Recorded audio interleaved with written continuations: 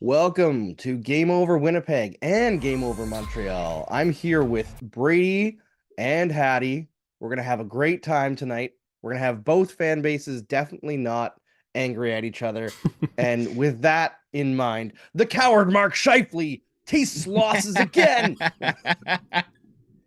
He can't win against the Montreal Canadiens, the mighty Canadiens. No, I'm just kidding. I don't want to call it a boring game. It was a very tactical game. Yeah, that's exactly the way I would put it as well. Very slow to start the game, that's for sure. Yeah, it seemed like the Jets had this neutral zone trap that the Canadiens just could not figure out for most of the game. And the Jets kind of were getting frustrated with the way that Canadians were defending in their own zone. Like a lot of sticks, you notice a lot of guys skating through sticks tonight, like skating into the puck as a way to defend. It seemed like there was less stick checking and more just skating into guys, not even checking, like body checking, just skating into sticks. Yeah, I mean, yeah, for sure. It was a very I think tactile is a good way to put the game because it just felt like both ways were just kind of stuffing each other. Like it felt like in the neutral zone. I know you mentioned the Jets neutral zone, but I thought like the Habs looked like great in the neutral zone. They did such a good job of stifling the Jets offense. The Jets, at least recently, have been pretty good in transition, but yeah, I don't know. I mean, I found it to be a little boring at the start. I was hoping for a little more action. The second period, in the wrong way, gave us a little bit more action until the end, but wrong way in my for me, that is, of course. Yeah, it was kind of funny. I thought watching the way that it was going tactically, and sorry, we will push to Hattie in a second here, I promise. But I looking at the way it was going in the first period, my first thought was the Canadians' big guys up front are going to have to get something done to make this game open up a little bit. And lo and behold, Josh Anderson, filled with the love of the Canadians fans in the last game after he got this crazy standing ovation for getting the first star. I don't know if you guys saw the clip, but it was absolutely incredible. And I know we can't play it on the show because copyright and all that stuff, but I wish we could just to bask in the absolute adoration that the Canadians fans gave to Josh Anderson in like the change in culture with the Canadians has kind of transferred through with the fans strangely. Usually like you look at guys like Scott Gomez who went on a similar non-goal streak, and he didn't get any of that when he finally scored. You know, Josh Anderson, the fans actually do love and appreciate, even if I will say controversially, if I were the Montreal Canadiens right now and he's scored 3 times in the last 2 games and appears to be playing really well, I'd be trading him as fast as possible. I mean, yeah, you should be able to hopefully get something. Hattie, what'd you think of the Yes. game? Oh, it was Get you in fantastic. on this here. Absolutely. Yeah, to the point of the whole Josh Anderson situation. I mean, there's a reason why he gets a standing ovation when he's not performing, and Scott Gomez doesn't. It's because Josh Anderson's trying. Like you can Yeah. tell that he's just giving it everything he has on every single shift, and he wants to be there, and he wants to earn those cheers. And yeah, I mean, this was another example of that. A 2 point game for him again. Played fantastically. I think every situation he was thrust into, especially with not the highest level alignments. I mean, Sean Monahan's good, but Jake Evans is on that line. But I thought this was Jake Evans' best game this season. Like he earned He an was good. assist. Yeah, he earned an assist, sure, but I mean, he was involved in every situation. On the penalty kill, he was key. I mean, he made some key interventions throughout all the penalty kills that the Habs got. Won some key face-offs and just was an integral part of that line instead of just being a guy that's there by default, which I think is essential for his game. And yeah, I'm really glad to see that from him. Yeah, it was a really good game from Jake Evans. From that whole line, really, they were really strong. I thought that the top line for the Canadians was a little bit off tonight, and then I see that by the end of it, they were actually the best line overall. But I guess that's what just happens, right? And I mean, for Josh Anderson, I think let's get this over with as quickly as possible. Uh, the glove pass, Oh God. goal or no goal. I'm on the side of I don't think he touched it. Hmm. But I understand why they called it a goal, right? Because you have to definitively prove that he didn't, and it's close enough that it looks like the puck's going end over end, and maybe he touched the bottom of it as he was trying to go with his backhand. But that's a tough one. Go ahead. I was just gonna say, like, this kind of shows the weirdness of this rule. That, like, if the puck in its haphazard spinning had lightly clipped the stick, then it's a good goal. But if it doesn't lightly clip the stick, even though regardless of what had happened, the trajectory of the puck wouldn't have changed. Like, it's just this rule, like, at its core has a fundamental, like, lack of sense. Yeah. And yeah, I think RDS had a really good angle of it where it really seemed like it had lightly changed directions. But again, why are we even like analyzing frame by frames? Like, yeah, why are we frame by framing this? It's like the hand pass wasn't a direct result of the goal. I think if it's like, unless it's an explicit intentional grab and throw or that kind of situation, yeah, call it off. But like, if the player's tapping the puck down and then making an attempt on it, like, the intent is not to play with your hand, the intent is to play with your stick. And I think that would make a lot more sense than what we're doing right now, which is analyzing frame by frame and figuring out if the spin of the puck was lightly altered by the touch of the stick or not. Like, it's too much. I don't know. Yeah, it's like offside reviews. It's getting into kind of just the minutia of the game, right? And like, I'll give you my take on this. I don't know if they touched the puck or not. And I sat there and immediately my first thought as a Jets guy, as the Jets guy in this room, my first thought was that's a bad challenge, and not for any reason of I don't believe that I didn't think that he touched it. There were like a couple angles where you could kind of maybe see that there was maybe, I don't know. Regardless, that's just one where I immediately, like, my first initial thought is there is no way they're going to be able to conclusively say this did not touch this stick. Even when you talk about, I know on the broadcast they were mentioning like, oh, you kind of see how the spin kind of starts to change. That can even just happen with like the puck hitting even the slightest little bit of a rut in the ice. So it's such a, I don't know, like one thing that I want to criticize for the Jets, I feel like I cannot remember the last time the Jets have won a challenge. And at the time of the game in which you call for this challenge, that's a pretty tough spot. Like, that's like right in the middle of the game. Like, literally, I think it was like 10 minutes left in the first period, or in the second period. Like, that's a key crucial part to either and you're relying on a decision made by the NHL that essentially will dictate, okay, can we potentially get the momentum back? Do we have a chance to even score on the next shift, kind of thing, which can completely, alter the game? Not even just talking about score, but just momentum wise. When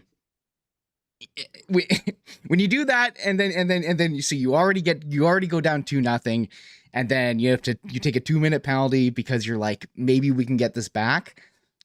Oh, it's frustrating. It is frustrating. That's for sure. That's my take, at least, on it. Yeah, I'll tell you what it is. At least from what I saw, the Jets have a different tactic when they're down a goal.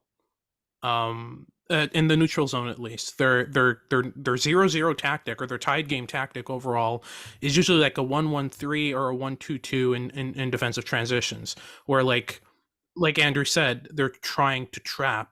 Well, without explicitly doing the 1-3-1 like old school New Jersey trap, it's still a modified form of the trap. And going down 1-0 means that is it Rick Bowness? Yep. Yeah. He has to modify that tactic because now he's down a goal and his team needs to score. They can't rely on keeping the shot score low and kind of riding it out and kind of garbaging their way to a goal. They need to aggressively push for a goal. So they switch to like a 2-1-2 or a 1-2-2 or something like that. That's a bit more aggressive in transitions. And we saw it after the first goal. Habs constantly had one open player on the offensive blue line, whether it's Slafkovsky or Gallagher or Anderson. There was one guy who was free.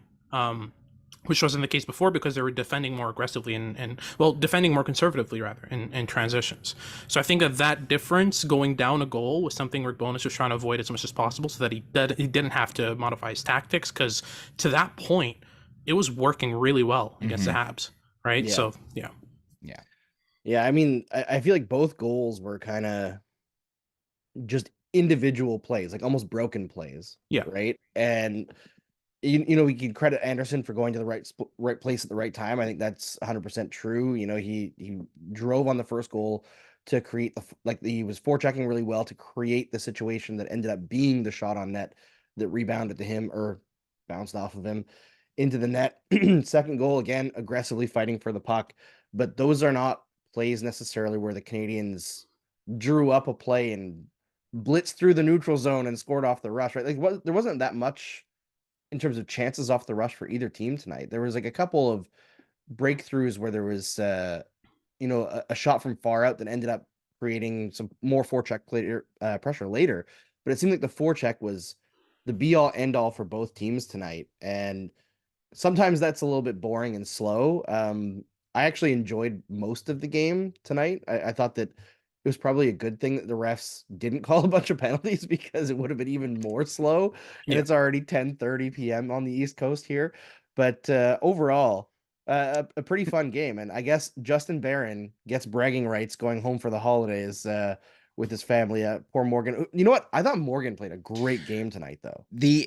I'm glad you mentioned the Jets' fourth line was absolutely electric tonight. Like of all the lines, nails. Like they were the line that constantly, whenever they were on the ice, you knew it. You realized that they were the ones who were out there. I mean, I'm looking on Money Puck right now. They had 0 expected goals against.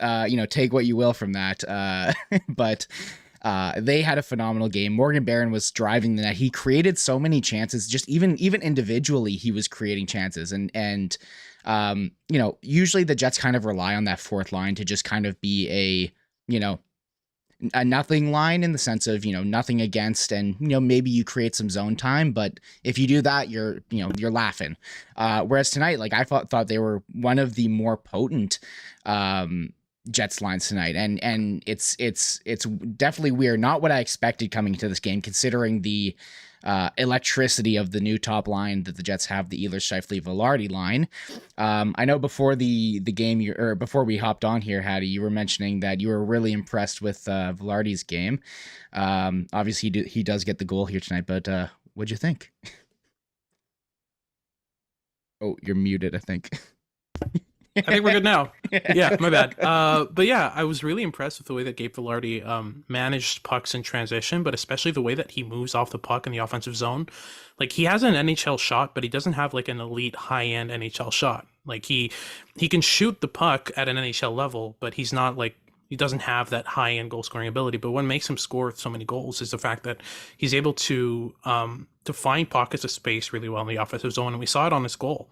Like the motion, the kind of circle up and then kind of funnel down the offensive zone type motion is a constant in this game. He does it all the time. And yeah, it was really impressive to watch him in this game. I also watched his game against the Avs and was pretty impressed. Mm-hmm.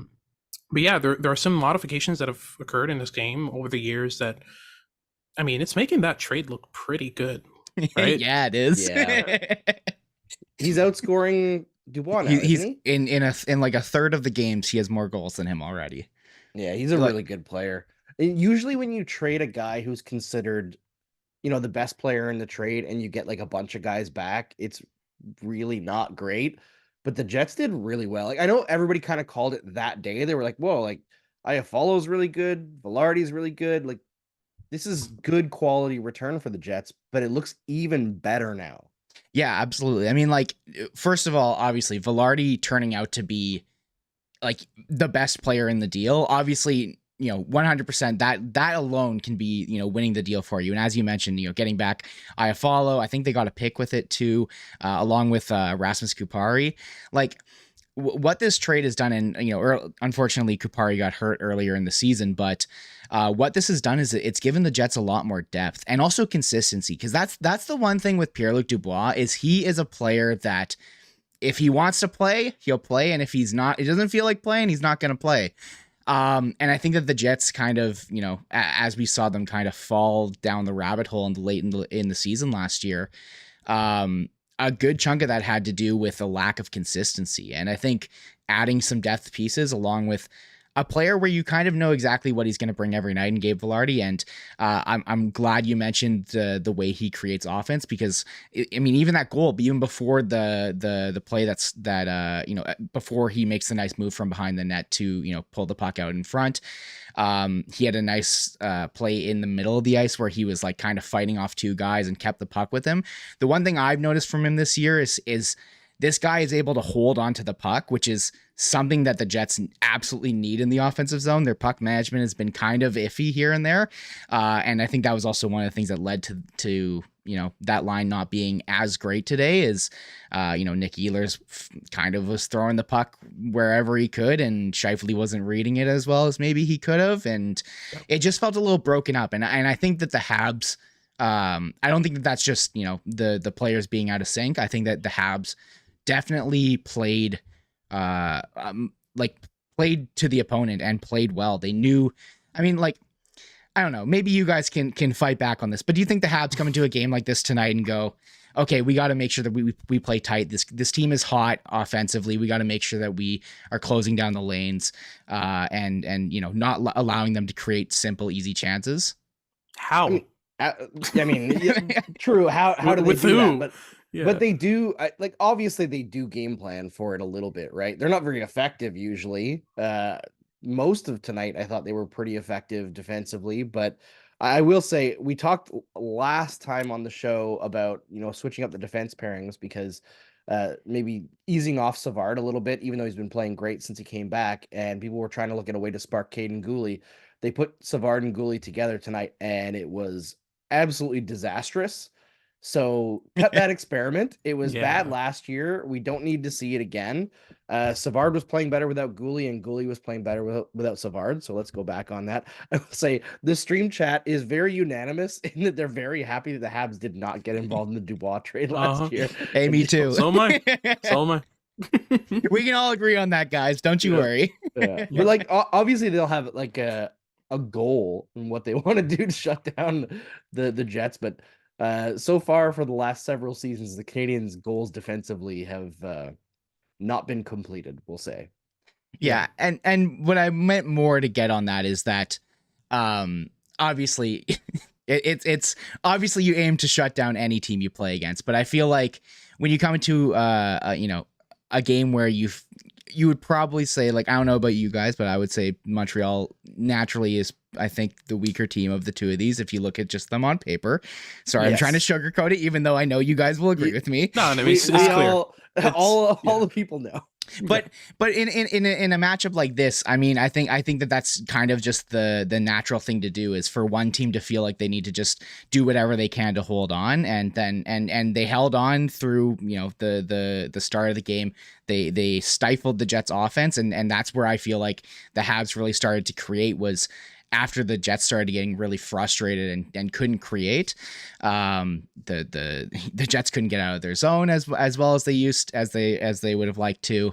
And it led to a lot of offense for the Habs. I personally, I know that he's the guy that everyone likes to rag on, and I've got a lot of Toronto buddies, so I hear a lot about him. But I thought Slafkovsky had a great game. I thought that he was frustrating me every time he was on the ice. Maybe you guys agree or disagree, but he felt like he was doing like all of the extra work. He was super physical. I think he laid Morrissey out like twice within a 5-minute span.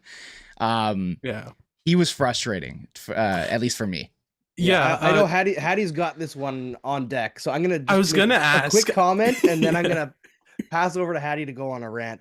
But I thought Slav tonight, like, he had some big moments and some like underwhelming moments as well. It was one of those games where his like brain was like a tiny bit slow when he had the puck, just a fraction of a second. But I feel like the whole top line was kind of like that, even if they ended up being the best line again. I think that was just like more on pure talent. But whenever Slafkovsky remembers that he's a big dude, he is punishing, and I'm excited for what he can turn into. Hattie?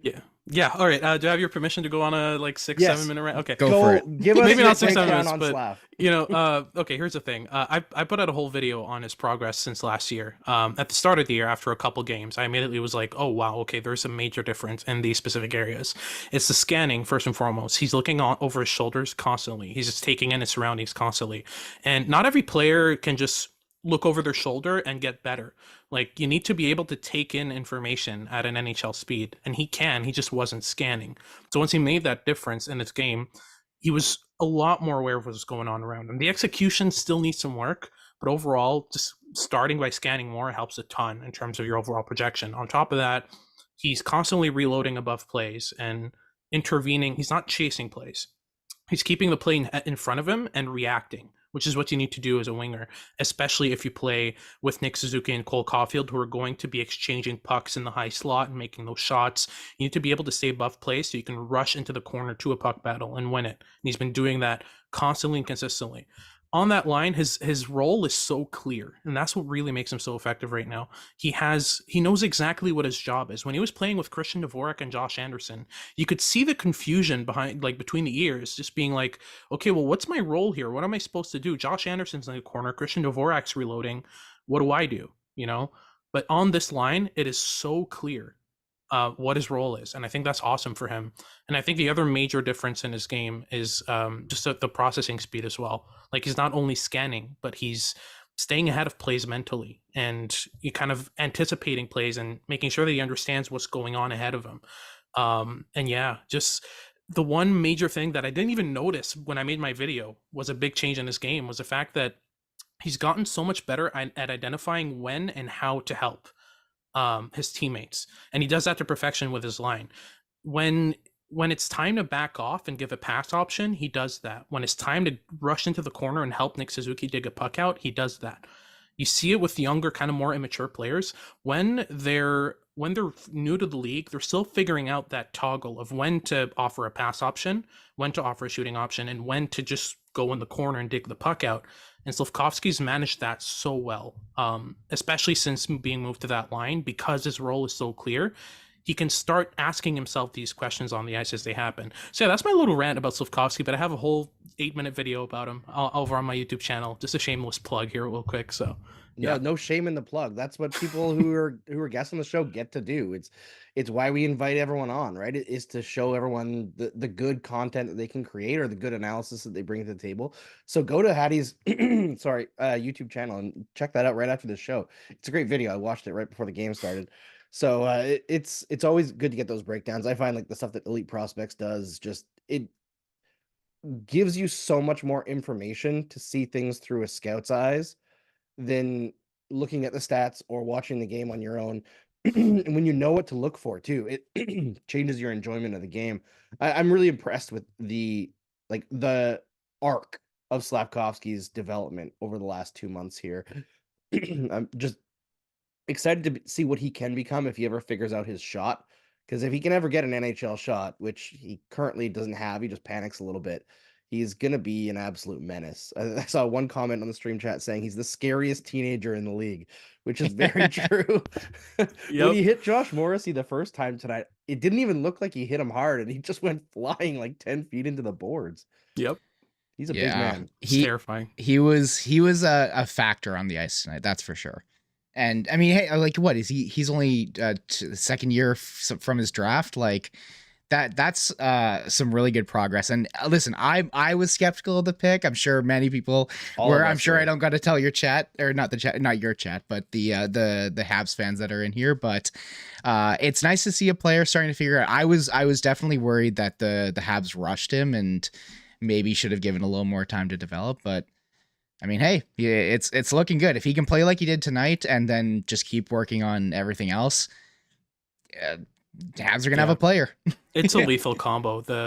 He's become like a proper passer. He always was a passer, but last year he was kind of forced to become a shooter because he wasn't scanning, and that's one of the most important things to become like an effective playmaker in the NHL is to be aware of where your teammates are and what direction they're heading, what speed they're heading.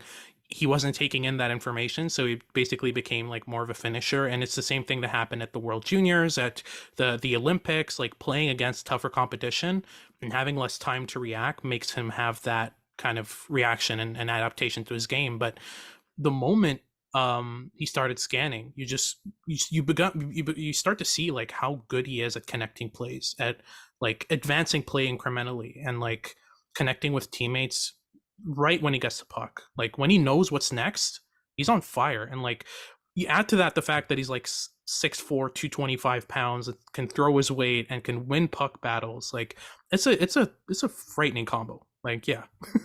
Yeah, I thought his first penalty, did he take another penalty? That His was not a where penalty. he like tapped in the face. I thought that was a really weak call. But now I'm looking at how strong he is, and there's a comment here saying that even a simple tap on the nose from him can send players flying. Maybe he just is that strong. Yep.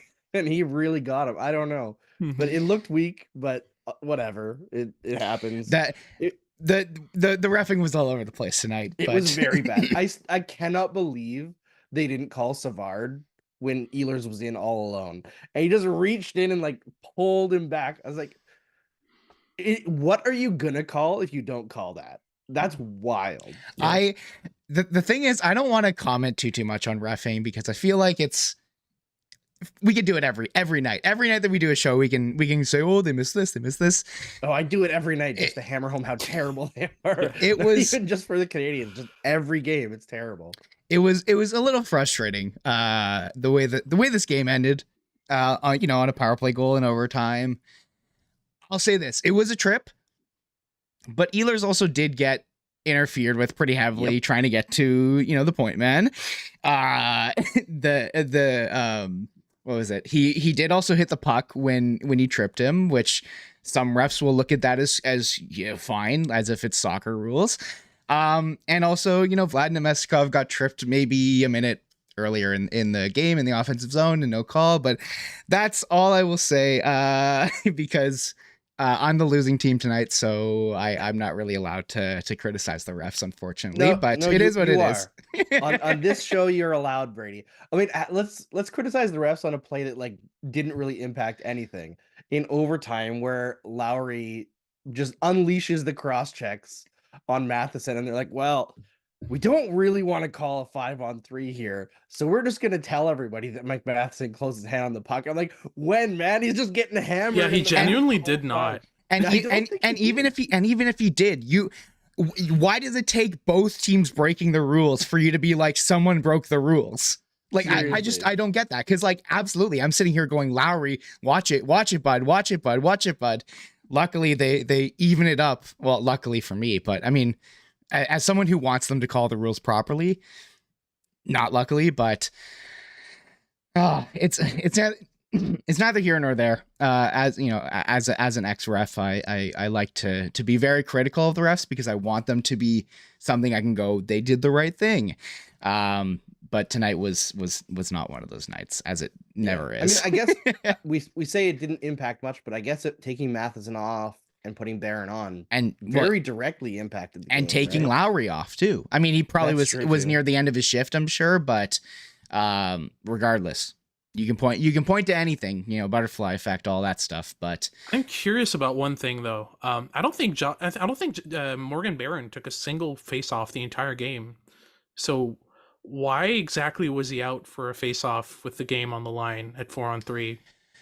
Yeah, I think they probably put him out there because he is one of their starting penalty killers, like one of the guys they put out with. It's usually him and Lowry. And he does have center experience. He previously was center, has played games at center. I think he was a center in junior. Yeah.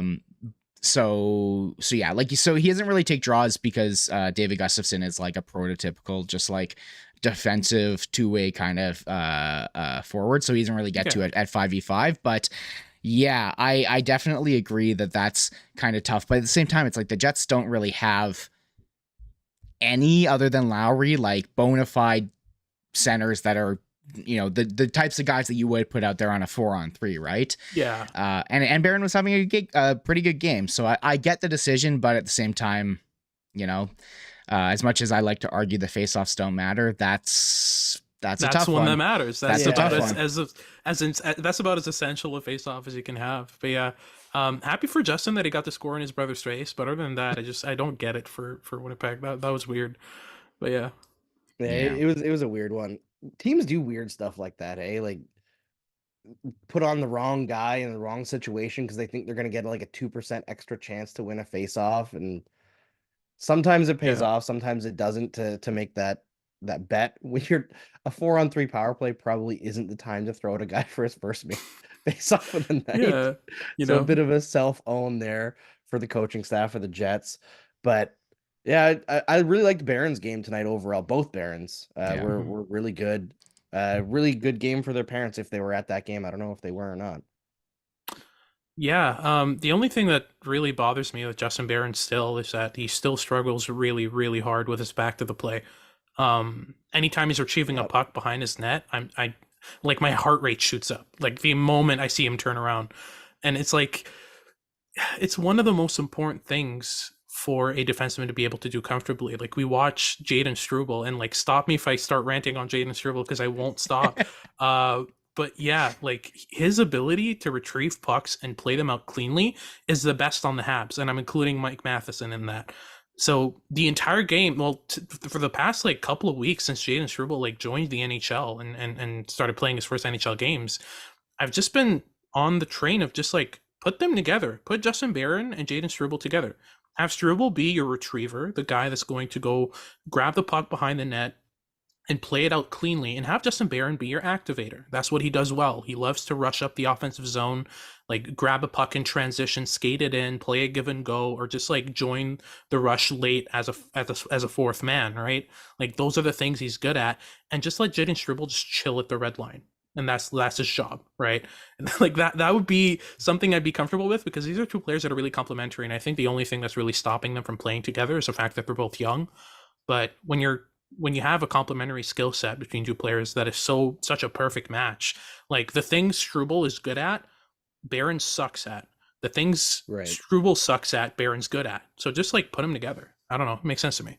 Yeah, it does. It does make a lot of sense. I mean, we got to talk a little bit about Struble just because I think this was probably his first off game in terms of the numbers, but yeah, I don't think it was him personally having an off game. I think he played a lot with the fourth line, and with Struble and with Ylonen, I feel like they just both deserve better than what the Habs are giving them right now. And I understand, like we mentioned, Jake Evans had a really strong game tonight.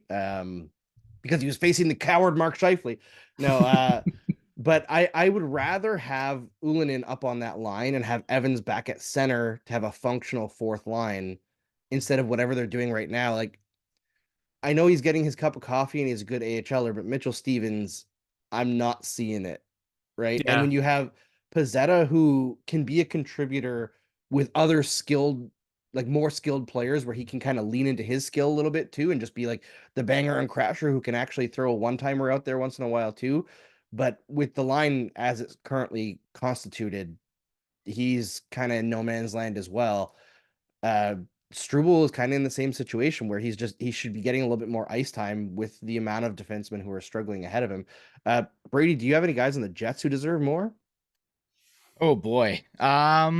It's really tough to say, because the Jets kind of are, with how they have their depth, it's almost like guys are kind of placed where they're supposed to be. So there isn't really like many opportunities to be like, oh, Morgan Barron should get some chances up on the top line when you've got, or top line, top six, whatever, or sorry, top nine, whatever you want to say, because all the lines are kind of made and kind of cemented as is. The only line that the Jets really have that isn't cemented is the kind of like Iafallo, Nemeskov, Perfetti line, which is kind of just the, what ended up needing to happen in order to jolt the top line before Vilardi came back when Scheifele, Connor and Iafallo were together. That line started to not really look good. It was kind of clear that Iafallo didn't really fit there. Whereas that Nemestikov Perfetti line, Nemestikov has already been brought up he started the year off as the fourth line center, or a winger, I believe. And he's just provided so much help to that second line. He kind of seems to be the guy who kind of he's the glue that holds together Perfetti and what was Nikolai Ehlers, because that line, whenever they were with anyone else, it just never seemed to really work, and they never really got a chance to go with like Scheifele, for example. Yeah. So really at this point, it's just kind of like, okay, well now let's figure out how to fix things, because for a while, the one line that everyone would say you can't break up is the Appleton, Lowry, Niederreiter line, because Niederreiter went down there and is providing offense on that line, but that line hasn't scored or even been a positive expected goals line for a while, a good chunk of games now, and it's been kind of quiet. Like no one, not a ton of people are talking about it. I think people are cluing into it now. So I personally would love to see Niederreiter get a little bit of a bump. I think that Iafallo could still be used on a shutdown line, and if that's all Lowry's line can be is a shutdown line, that's fine, because that's a third line and that's what it should be. Whereas when they were providing a bit more offense, they were kind of given a bit of they still are given second line minutes, I want to say. I mean, I can go check really quickly to be sure, but regardless, for me personally, I just want to see a better fit for Cole Perfetti, because he is a guy who kind of needs a little bit of speed on his line.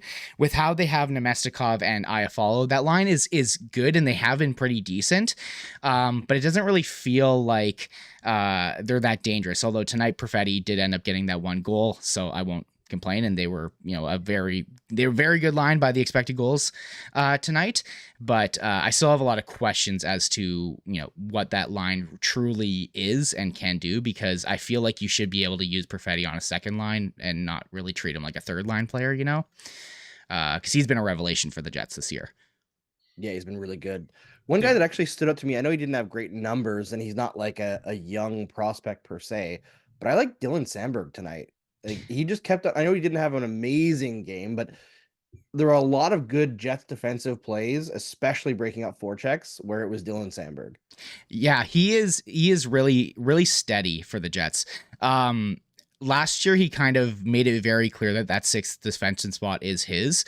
And we've just seen him kind of grow year by year in here. He is a guy who I feel super duper confident having on the ice. He's good defensively. He's pretty decent in the offensive zone to get, just those, he's not an offensive defenseman or anything like that, but in, comparison to him and like Brendan Dillon, for example, Samberg can throw a little juke at the line before taking a shot, whereas, Brendan Dillon's going to go in and just try to hammer it, right? Yep. But honestly, like Dylan Samberg has been phenomenal. Like I really like this player. I'm a big fan of his. The start of the season, I was a little critical of him because he seemed to be giving up a lot of pizzas, but he's kind of figured it out over the past little bit. And I think him and Nate Schmidt, even as of recently, are still right at the top of the least amount of expected goals allowed against. If you look on Money Puck, of course, don't look at the competition they play against, of course. But but hey, that's something that the Jets have not had in a long time. Is actually, I think it's two of their. It's also Dylan and Pionk are also up there in neutralizing offense against them. So that's something that we have not been able to say for a long time in Jets land. The Jets are actually good defensively. Yeah, I mean, hey, a depth defenseman having good numbers is something every team should want, right? It's better than having the guys that just get caved in.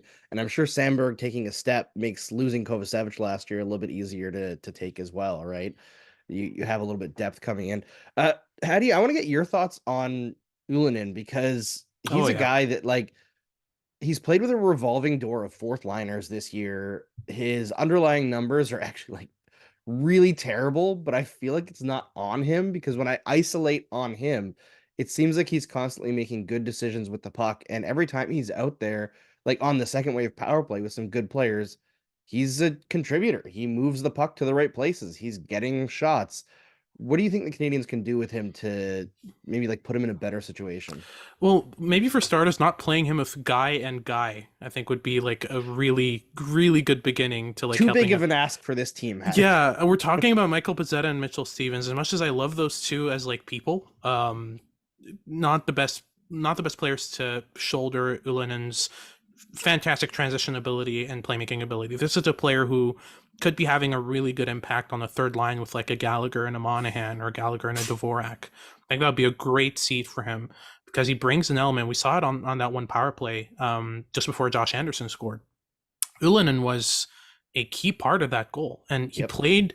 I tweeted this out, but he played with the hunger of a young Kendrick Lamar. Like he was desperate for that goal. Like he wanted he wanted to prove the organization that he can do it, and I don't think that's going away.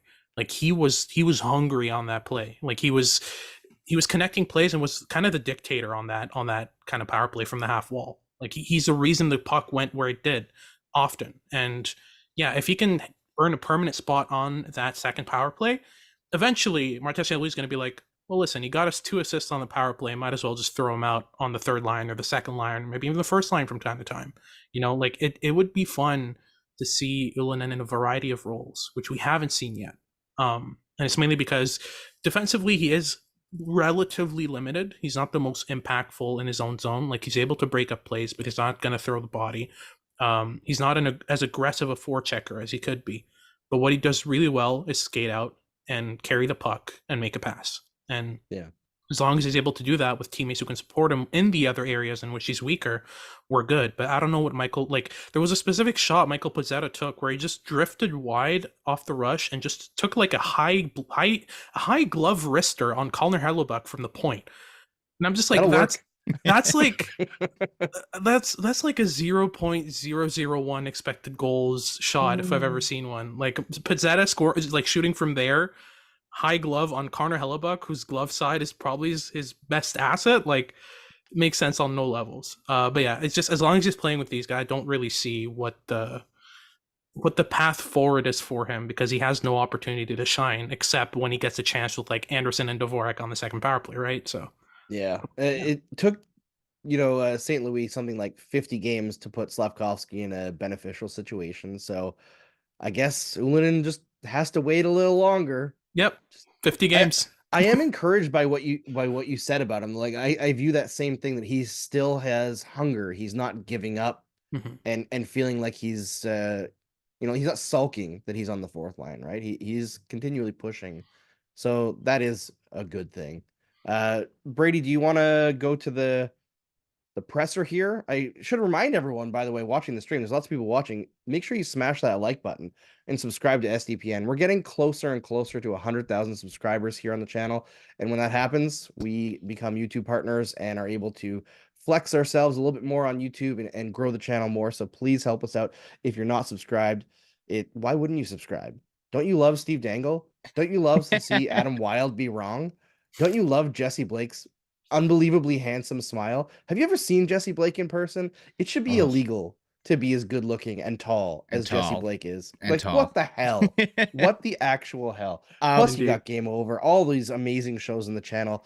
So give us your subscription, smash the like button, and I guess stream chat. Fill us up with some questions here that we can answer. I have a question myself. Let's do it. It may be a quick one, maybe it's not. I just want to know how, I don't know how far into his tenure we are, but how do you guys feel about Martin St. Louis as a coach, just in general? Like, give me the brief pitch on him as a coach and how you and the fan base feels about him, because I don't really know, the vibes around him.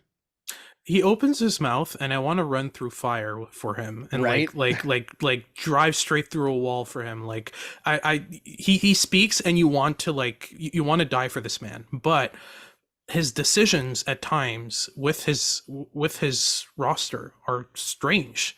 Like not combining players, like, for example, putting Slafkovsky on the first line when he was performing fairly well, despite being anchored down by the ghost of Josh Anderson.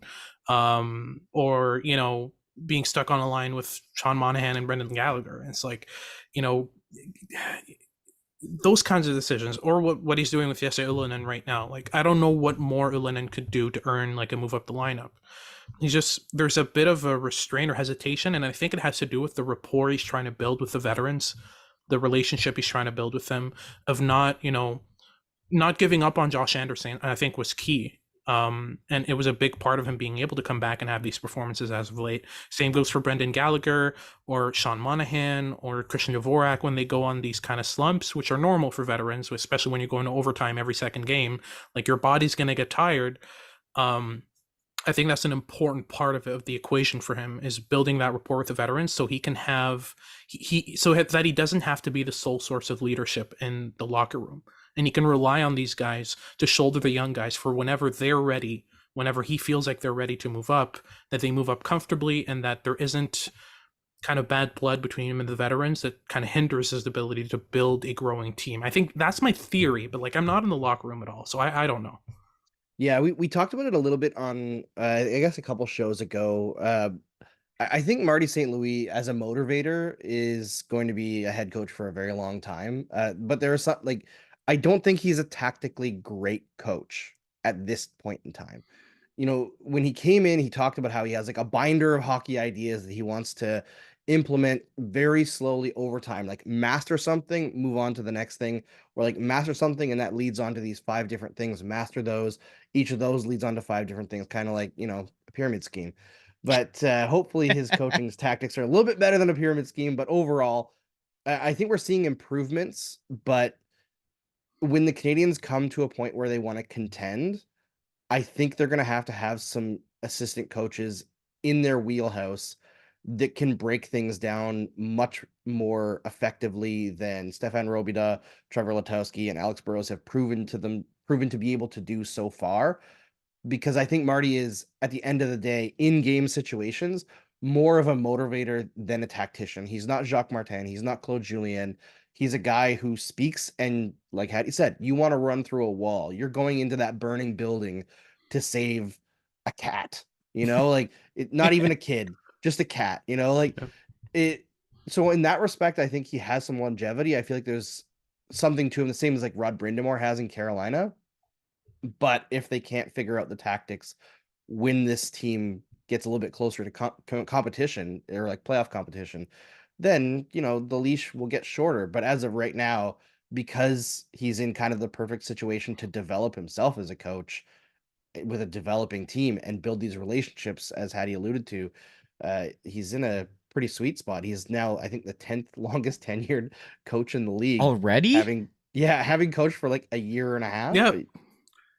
It's about the least safe job in all of NHL. Yeah, coaches need a union. Yeah, they gotta ask the GMs what they're doing. Yeah, yeah, no kidding. Well, it's firing the coaches. That's what they're doing. They're one bullet. Ken Holland again. Trade for a goalie. Nope, we're gonna be patient. We're gonna give Jack Campbell one more chance with his .870 save percentage in the American. I mean, Stuart Skinner's starting to get good, but it's a whole thing over there. Hey, Calvin Pickard. Calvin Pickard support for Skinner, right? Like a Jake Allen, I think would be perfect in that situation. Not that I'm trying to push Jake Allen on the Oilers, which I am, but also it just is a natural fit, and it's the first goalie that I can think of. Let's go to some questions from the stream chat here. Salted One says, should we worry about the Habs possibly re-signing Monahan instead of getting a haul? Yeah, the fourth period mentioned that the Canadians were considering that. I believe that they would consider it. I can't see it happening. Yeah. It makes no sense whatsoever. Well, from what I've heard, they are definitely considering it, but we're talking about a player with a long-standing list of injuries and a player who you obtained a first-round pick in order to acquire, who you can then flip for picks or flip for future assets. And there are a lot of teams that are looking for this type of player. I just don't know many teams that have the salary bandwidth in order to take his current salary, at least even for you know, just the months of March and April and May. Like, it's a hefty contract. I think it's above $6 million. And Monahan's? Yeah, isn't it? No, it's he signed an extension this summer. Oh, that's right. 1.985. So that's takeable. Yeah, absolutely. In that case, I thought he was still on his old contract. That's my bad. Yeah, I think there's just no chance that he will not be traded, because at that low of a contract bar, with the amount of goals that he can score, the amount of situations that he can play in, the fact that Canadians could still retain half of that anyway. It just doesn't strike me as there's any way that they would keep him. And you can still re-sign him in the offseason if you really want him to come. And that's also probably why you get to sign him. I mean, like, I'm not sure what he really deserved in negotiations, but you know, under $2 million is a pretty low contract, AAV. So that might be part of it. Go, hey, if you sign for less money, like, it'll be easier to send you off to a potential cup winning team, right? Yeah. Kay in the chat says safest job in the NHL is a Canadian GM, specifically the Jets GM. Yep. Yep. Yeah, You can accomplish almost nothing for forever. Hey, you know what? Calm it down. Calm it down. I think that okay. How many years was he GM before he made a player-for-player trade? 3, I want to say. I feel like it was like 7. No, because it was the Evander Kane trade, right? That was the first one, and that was before they went to the playoffs in 2014-15. So probably 2 to 3. It was a while. Yeah, I'd also say that the Dubois trade easily gained them like 10 years of job safety. Like that was an excellent trade. Dubois trade, Andrew Kopp trade, which I think is such an underrated trade. They got back a first, a second. The first ended up being Brad Lambert, who big boomer bust and looking a lot closer to boom. I'm sure you could. My buddy, my co-host at the podcast, Locked On NHL Prospect, Sebastian High, had him 3rd overall, I think, in his draft year. Which, like, the fact that he slipped to 20, and I remember I was at the draft that day, and I was sitting right behind the Avalanche table, and the moment the Jets picked him, the entire Avalanche table, like Joe Sakic, all that, just head down, scratching names off their off their board. Yeah, that's a good feeling. When you're watching another team freak out, right? Yeah, exactly. Oh, there's another question here that I lost, unfortunately. It was Trizak asks for Brady. Will Logan Stanley ever be set free?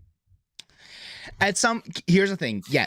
Yes, in the sense of at some point, Villanova is going to come back from injury and they're going to have to make a decision on their back end. And I will lose my mind if it's sent Hinola to the minors. Or if it stays like that. I'm sure he'll get sent down there for a conditioning stint. But at some point, they will have to either put Logan Stanley on waivers or Declan Chisholm on waivers or botch even further Ville Hinola's development by putting him in the AHL.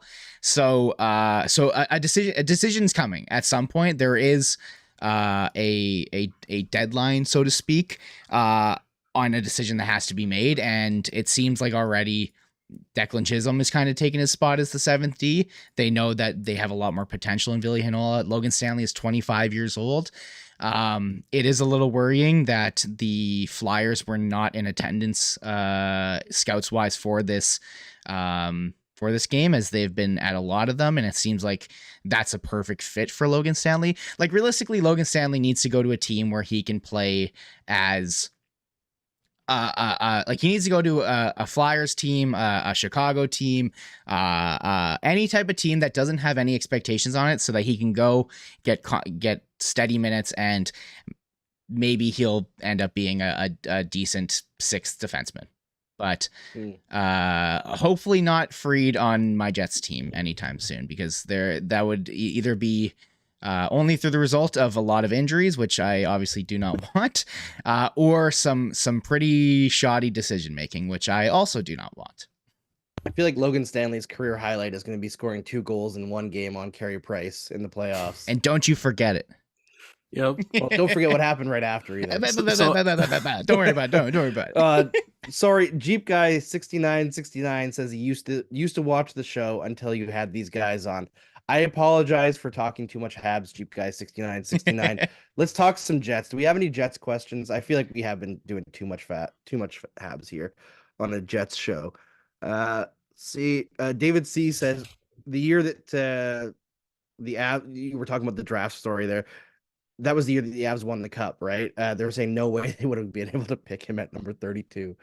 Yeah, I guess they might have got a little bit too hopeful there. I mean, he dropped a 30. Like, that's 2 more picks. That's like, what I was gonna say. Not that far. And he was 2 slots. There were 2 slots behind the Jets. Like, it wasn't far fetched as an idea. And he had not the greatest draft year. So like it's certainly possible, but I'm glad to say it didn't happen. Thankfully, yeah.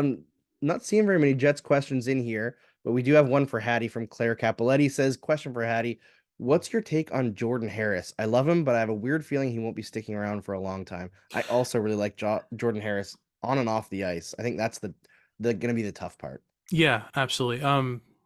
He would be the best bottom pair defenseman in the league if the Habs are able to build a good lineup in front of him. I would keep him around for the time being, just because Logan Mayu's a couple years away for sure, if ever, and David Reinbacher is struggling and will take a longer time to kind of get set up. And yeah, I mean, at the forefront, yes, you've got Matheson and Gooley, but I'd actually see that as a really good first pair if you're able to pair them together, because again, complementary skill sets. Then your second pair eventually will probably be Struble and Barron, although that's probably your third pair right now. As of right now, when he comes back from injury, which should be very, very soon, I would like him to be paired with either Jonathan Kovacevic or David Savard. And yeah, that would be a fantastic kind of set, like a really steady second pair, because Harris is just he's probably the most intelligent Habs defenseman in terms of processing the game, understanding what's happening, and intervening the right way, whether that's physically layering stick and body, or just simply closing a gap early and preventing a transition to start with. His pinches, all of his decisions are so solid. He's not the most skillful player. His puck skills aren't outstanding. His physical abilities aren't outstanding, but his skating is. So the combination of skating and intelligence, if you can get that on a third pair with like a good roster in front of that, I'd be very happy. It's just, I just did a video today on Adam Engstrom. He's looking really, really good. Lane Hudson's coming. There's a slew of other players that are coming up pipeline. Like, where does he Still fit? Arbor Xhekaj too, who's playing in Laval right now. Yeah. So, have you watched him a bunch this season, Hattie? I think he's come a long way. Like, he's more than just a tough guy now. Oh, for sure. I don't think he's ever like I had that idea when I first heard of him, but then I watched him with Brantford, and I was like, oh wait, he's actually like really good with the puck and makes good decisions. I just don't see him as a long-term solution for the Habs, and I kind of chuckle to myself when I hear people say that he's like an untouchable, because like no bottom pair defenseman is an untouchable. Like no. There's no such thing. I understand what people mean by that. He brings an energy and a quality that isn't really present in the NHL anymore, but there's a reason it isn't. It's because that role's kind of died off. Like, how many Arbor Xhekajs were there on the Colorado Avalanche, right? Like, it's a dying breed, and you get that. But yeah, Harris overall, like, I think would be a fantastic bottom pair defenseman long term for the Habs, at least for the next 2-3 years. After that, you kind of figure things out and see where your assessment is, but depending on who retires and who stays, and who gets traded, obviously. But yeah, for the moment, I really, really like Harris, and I hope they find a way to keep him. Yeah, the chat saying prepare for your mentions to be attacked by the Arbor lovers. I mean, yeah. I just kind of want Arbor and Florian to both make the NHL and just be like the modern day Bash Brothers for a little bit. Yeah, that's a long shot. Hey, Florian looks better than I thought too. I thought that was a wasted pick last year, and all of a sudden he's okay. Yeah, he's getting a few goals out there. I got a question for Brady. Why did it take Kyle Connor getting injured for this team to like Nikolai Ehlers? I love this player so much. Why do the Jets hate him so much? I feel like every year it's like, why isn't he on the power play? Why is he on the third line? And he's like the best transition player on the team. When I was working at Sport Logic, he was literally the best player in the entire NHL, including Connor McDavid, at turning a controlled entry into a scoring chance. Nobody was better than Nikolai Ehlers at it. Why does this team stand in Nikolai Ehlers' way?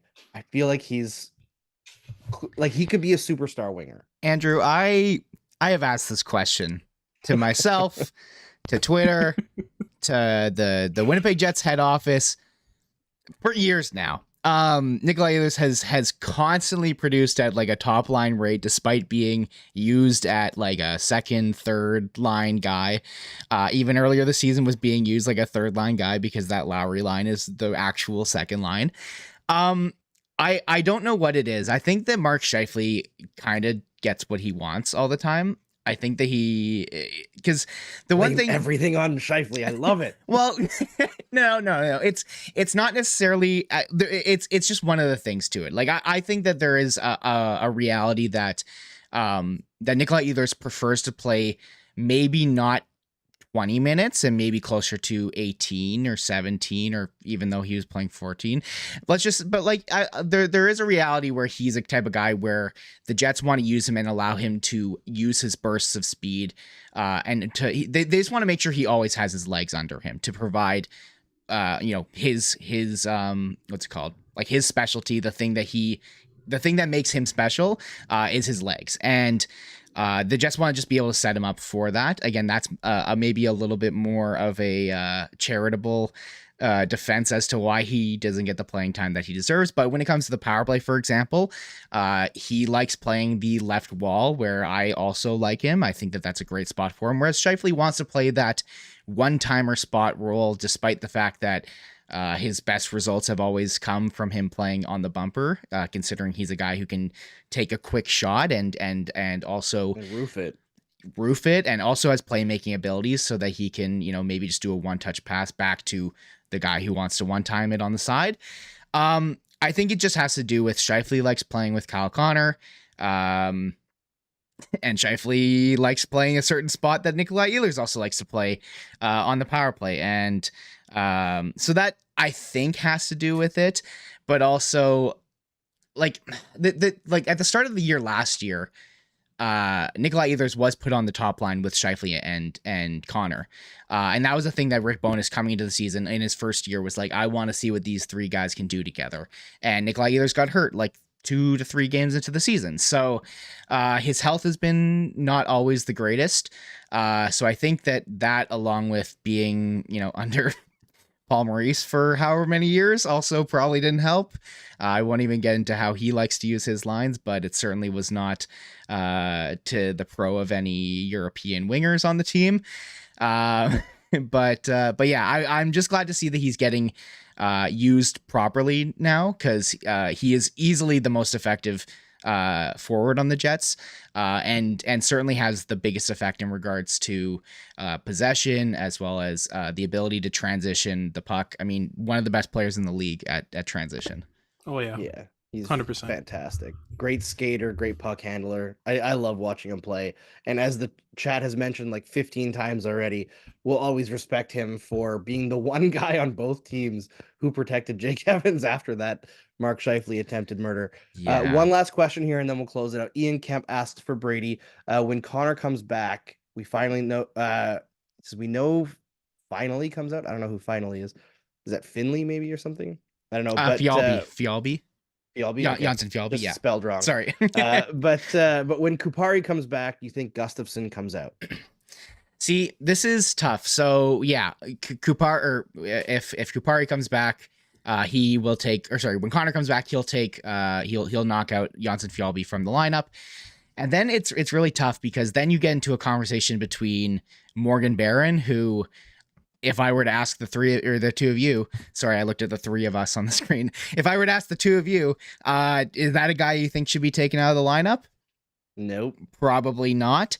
But the other guy then is David Gustafsson, who is kind of a very similar player to Morgan Barron, less offensive, but provides a lot of value to the Jets on their PK. Again, Morgan Barron also a PK guy, but he's also a centerman too. So if they have confidence in Morgan Barron playing the center spot, or I guess Rasmus Kupari playing the center spot, which he was at the start of the season, I would guess that naturally it's David Gustafsson who does get pulled out. Maybe they, put one, they give them both a chance here and there, but also at the same time, I expect the Jets lineup to change a little bit in the coming months, and not just talking about injuries. This team is kind of ripe for a bit of a run, despite the result tonight. They are one of the better teams in the West, and when you make a commitment to Scheifele and Hellebuyck like that, you got to go for it. And if it seems like they are on the track to be able to put a run together this year, so I would expect them to go big game hunting at some point. Yeah, I mean, they kind of did that with Niederreiter the other year, right? And I think that worked out really, really well. That's another one that I feel like has probably extended the stay for Cheveldayoff here. So that's all for us tonight. I'm looking forward to watching the Jets the rest of the year. I think my takeaway from this one, I didn't get to watch much of the last one because I was traveling, but my takeaway from this one is that, how there's physicality that a lot of hockey people are obsessed with that doesn't really accomplish much, like the Ben Sherratts of the world, and they talk about being hard to play against. These Jets look hard to play against. Like, they just don't look fun to play against, and that when they're in the standings position that they're at, when they have the scoring that they have, when they have the goaltending that they have, that's gonna make some frustrated opponents in the playoffs. Yeah. That's my view of this Jets team, despite the loss tonight, where I think they were pretty obviously the better team overall. But Can't take a shift off against them. That's how I would put it. Exactly. All right. So thanks to Brady, thanks to Hattie, and thanks to everyone for joining us, because it's always fun when the stream chat is bumping and you get to influence what we talk about on the show and crack some jokes and sometimes make me laugh and throw off my train of thought. But that's good. That's a good thing.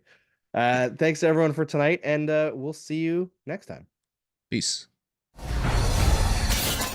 Yeah!